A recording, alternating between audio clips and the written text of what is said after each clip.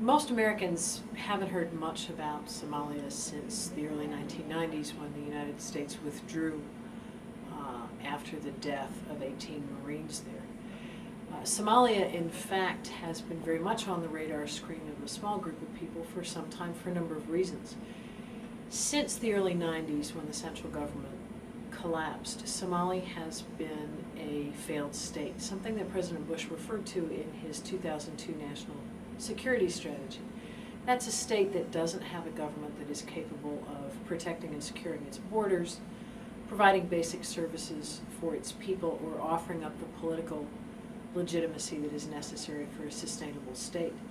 As a result of the vacuum created in Somalia and its geographic position in the Horn of Africa, but also importantly straight across the street from the Middle East and the Gulf, Somalia has become an area that terrorists have used as safe haven.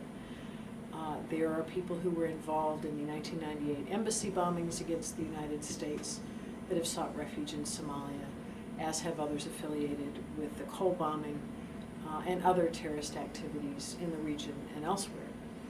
Neighboring Ethiopia has had a long interest, very, very, very long interest in Somalia for a number of reasons. They have a large ethnic Somali population, as does Kenya, but in recent years, and by recent I mean even the last 10 or 12 years, they have seen a number of cross-border attacks into Ethiopian territory by radical Islamist groups in Somalia, mostly of Somali origin, and a growing threat there.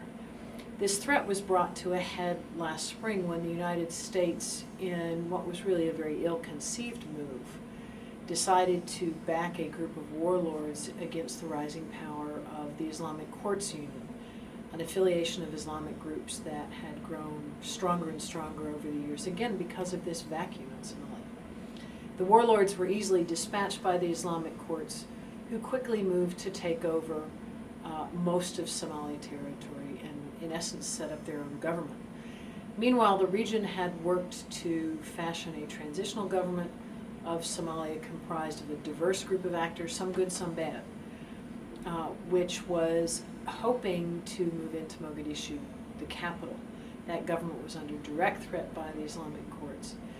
What happened was that the Ethiopian military intervened within the course of about 10 days, literally took the Islamic courts out of all of their stronghold, and the transitional government has just re-entered Mogadishu.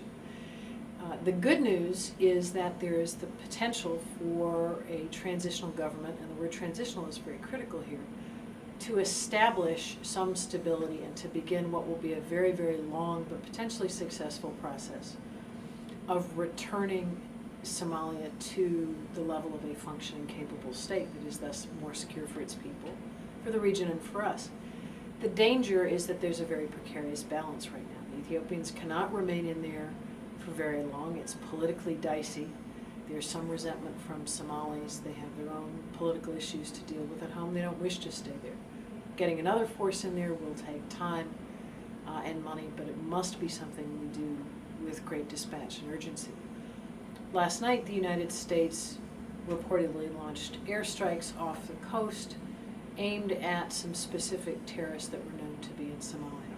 I think this is something for which we should give the administration credit. It appears that these were known terrorists. There was the opportunity to move on them. The United States did that. But the important thing is what we must do with absolutely equal urgency is the diplomacy, the financing, and the logistical support that is necessary to get a stability force into Somalia as quickly as possible.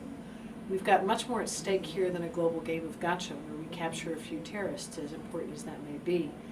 The challenge now, and an equally urgent challenge, is to begin to make the investments that can change the circumstances on the ground so that 5, 10, 15 years from now, Somalia doesn't pose a threat to the region or to the United States because it is still a weak or failed state.